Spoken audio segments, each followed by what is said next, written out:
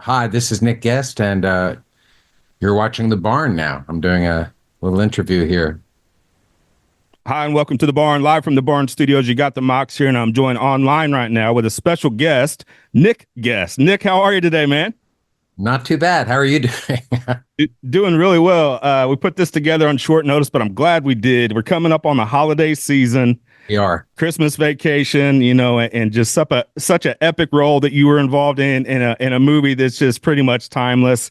Do you care to talk about that a little bit?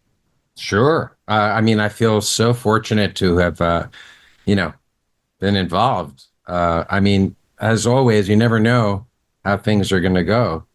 I will start just for fun. I kind of share this with the audition that I had. The first audition, started to read the lines, and very nice man, the director, terrific. Jeremiah Chechik said, "You would never read it like that, you would never say it like that, actually."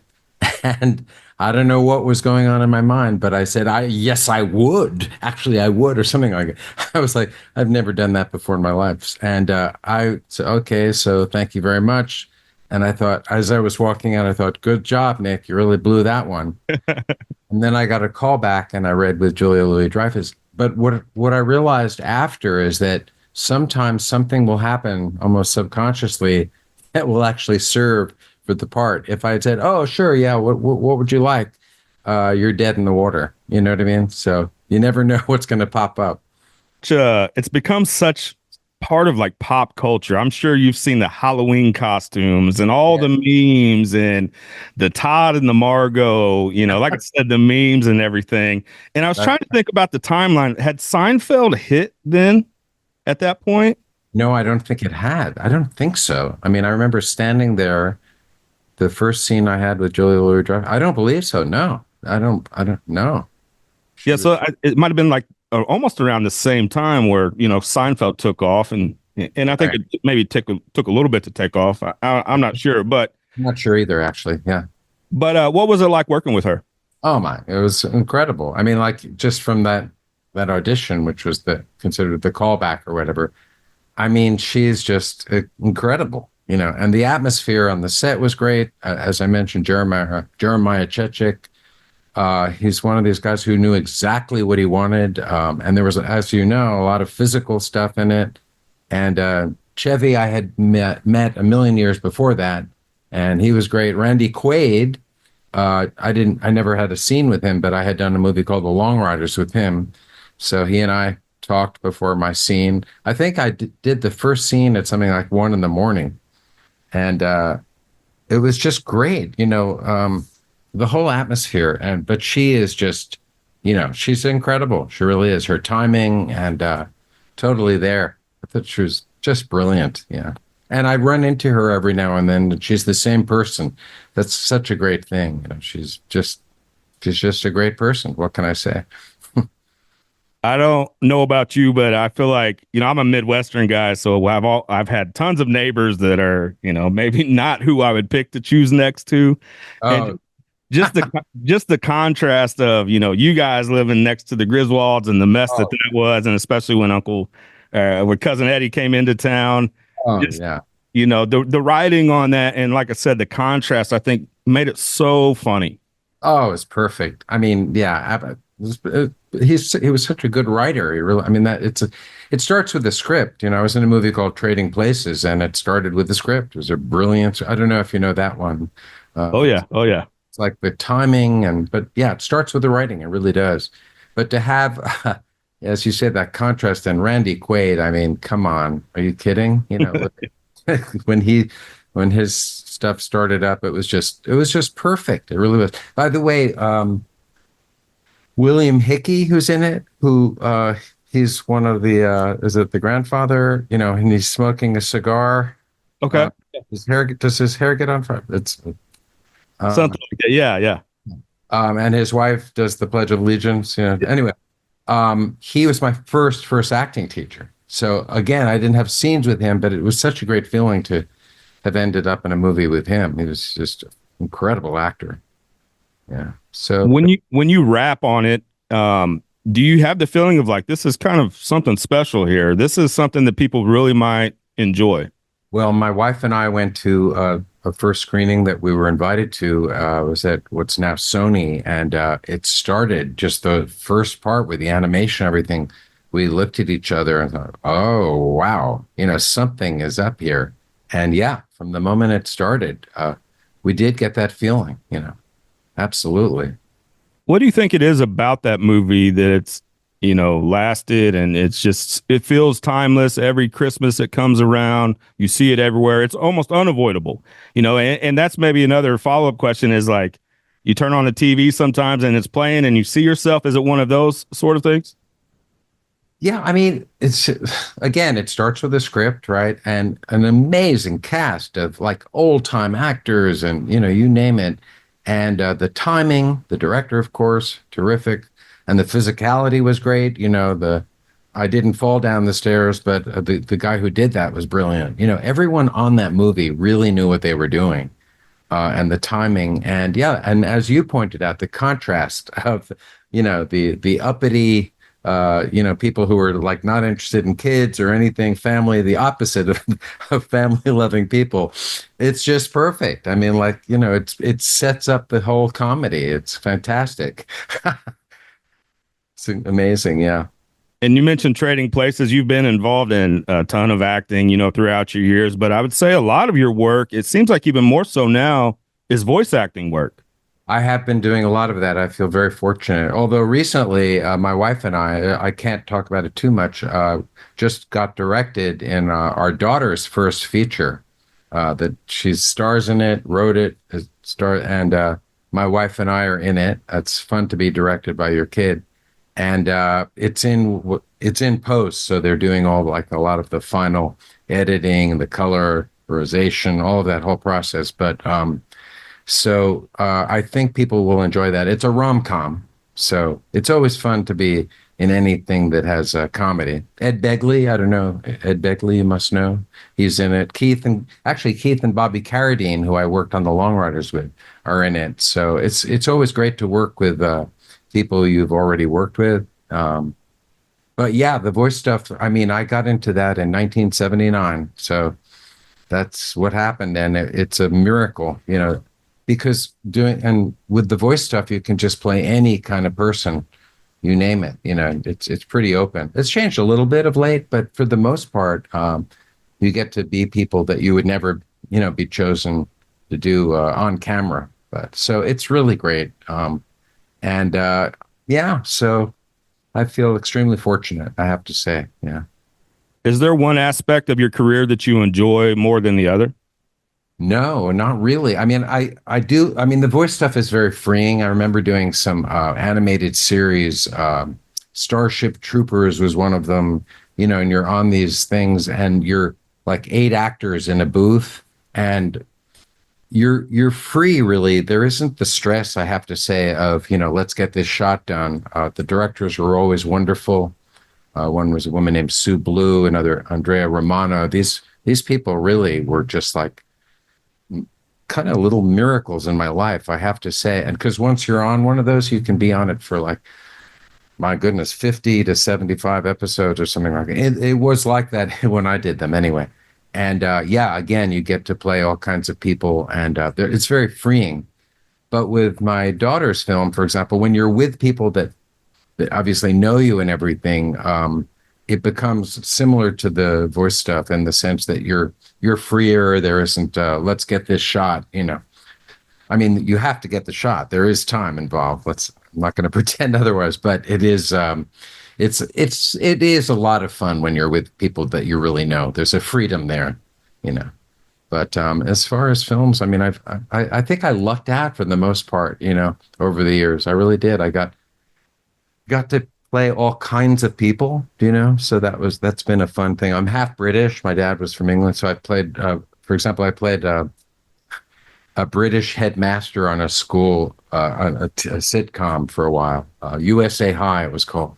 And yeah, so that was like a completely preposterous, silly, fun character. I have to say, I mean, I've actually played a few frightening people along the way too, but it's more fun to do the comedy, I would say. Yeah. When I was looking through your bio, sorry, go ahead.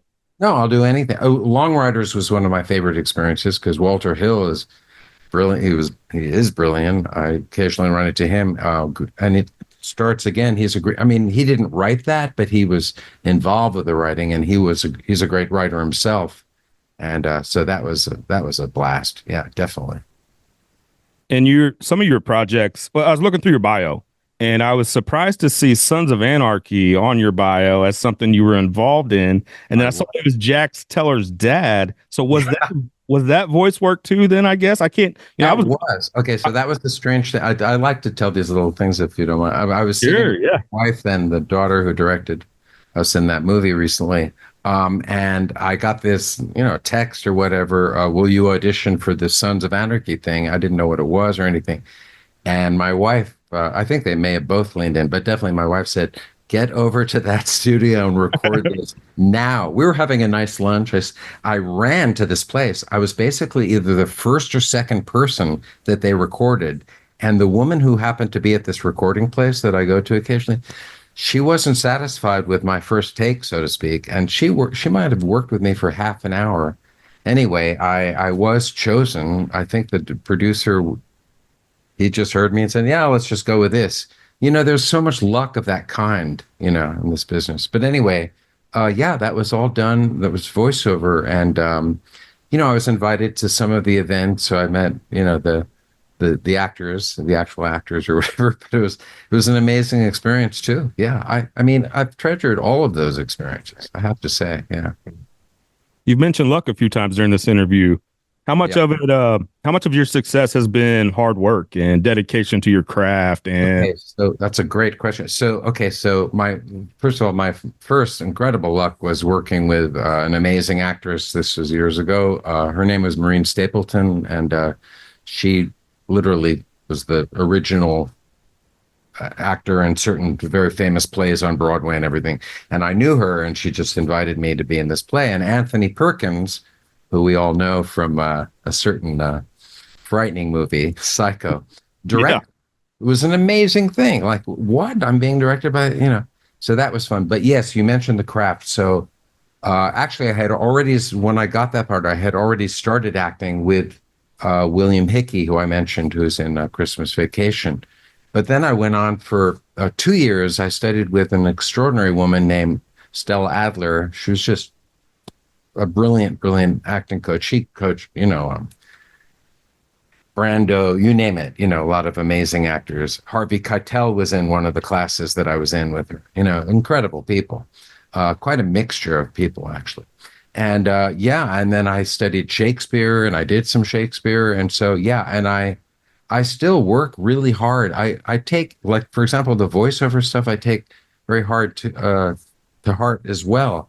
One of the first jobs I had, voiceover wise, was on a show called Animaniacs. I don't know if you've ever caught some of those. Yeah. And there was an actor named Frank Welkirk who was just like an idol of mine. I mean, I just looked up to him. And I think that day he was doing a voice for a dog. And he said, "What kind of dog? Do you want a shepherd? Do you want a poodle? What kind of bark do you need here?" This man took it very seriously. And that was a very inspiring. So no matter what I'm doing, I'll just work my tail off, because I love it and I think that it warrants that. I really do. Yeah. We talk to so many people across a lot of different areas of expertise, and it sounds cliche, but it Hmm. really is hard work. It really is, to me anyway. The people that we talk to that have had success, hard work, Right. building strong relationships, uh, Yep. and if you say you're going to do something, do it. Show up on time. It's sort of all that stuff that like I said, it's kind of cliche, but there's a reason for it. There is. It's so true. I mean, literally, I think you said show up on time. I mean, oh my goodness. I was on some job and there was a woman who I'd actually recommended and regretted it after. But uh, they said, "Okay, guys, we're going to break from 1 to 2 for lunch." She came back at 2:30. You cannot do that, right? So I said, "Well, where were you?" And she said, "I had some additional shopping to do or something." And I thought, "Oh boy." And did I ever see her on any jobs? No. never after that. No, I mean it's really it's wonderful work, but it takes a lot. It really does. And you have to start with respect for the work, I think. My wife, who's a brilliant actress, started with studying with a great teacher named Uta Hagen. She was famous. She was in Virginia Woolf, the first production of that on Broadway. But anyway, her book, still Uda's books, the title is Respect for Acting, and yeah, so you've got to have it. And Stella Adler was the same, you know.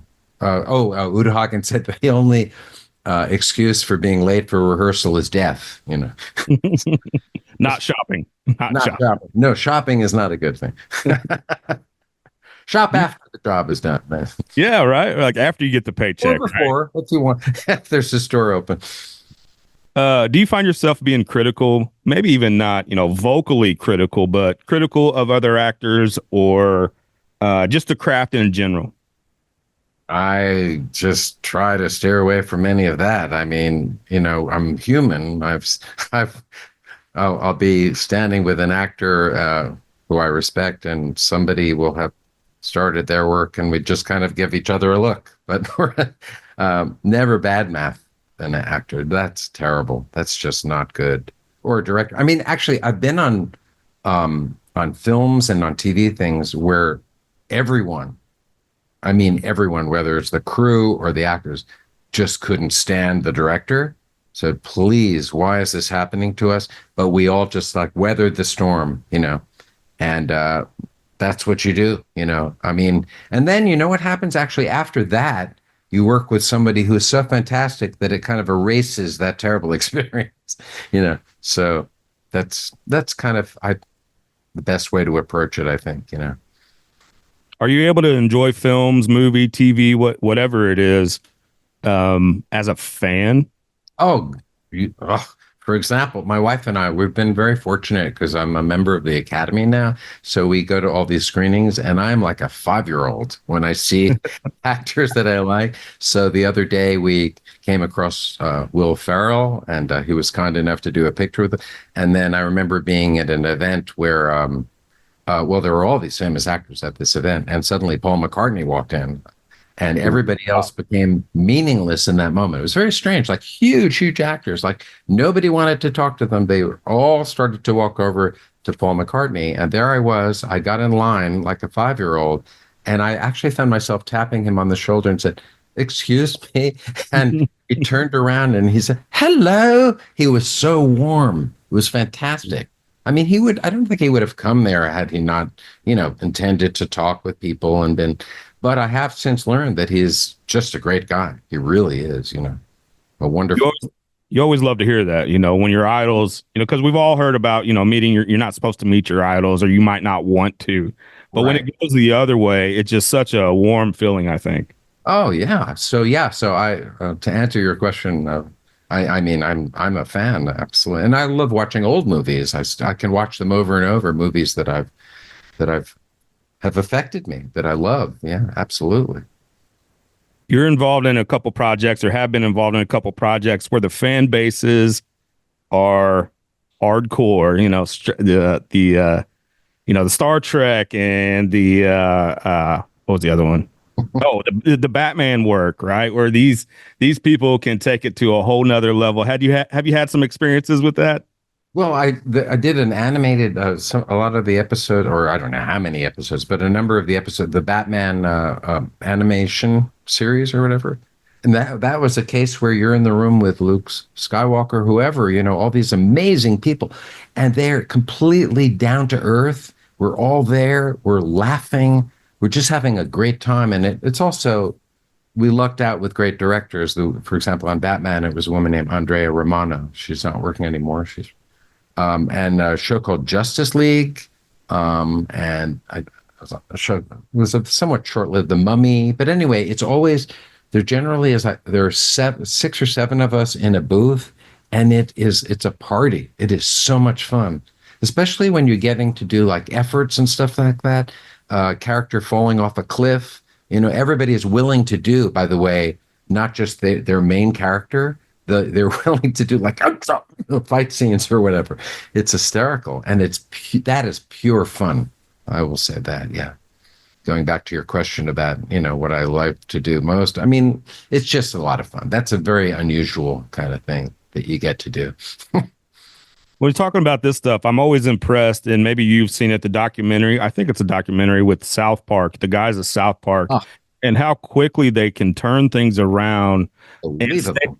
stay topical. I mean, write the whole thing, animate it, voices and everything within such a short time period. But then you hear something like The Simpsons, where one episode might take a year long or something. Yeah, it's interesting. You don't know, but yeah, I mean, the actors. I mean, not all of the actors, but so many of them were just so skilled. They could just like jump right in. And improvisation is critical. Yeah, I was in an improv group for a couple of years when I was starting out in New York, and that's really, really important too. To have that in your back pocket. And some of the best movies of all time involve some improv. Where an actor did something and the director was smart enough to keep the camera rolling. Quite frankly, yeah, because you never know. Yeah, definitely keep that. That's an amazing thing when you have a director who's open to that. And a writer too. Okay, so I'll just share this really silly thing. So I was in a play once back in New York, and there was this monologue that went on forever that I had that was really hard because it just didn't. I didn't think it was good, and everybody else was like biting their tongue when my character had to say this thing. One night, this is really wrong. I don't think this is a good idea to ever do. But for some reason, I shortened it. I don't know how much.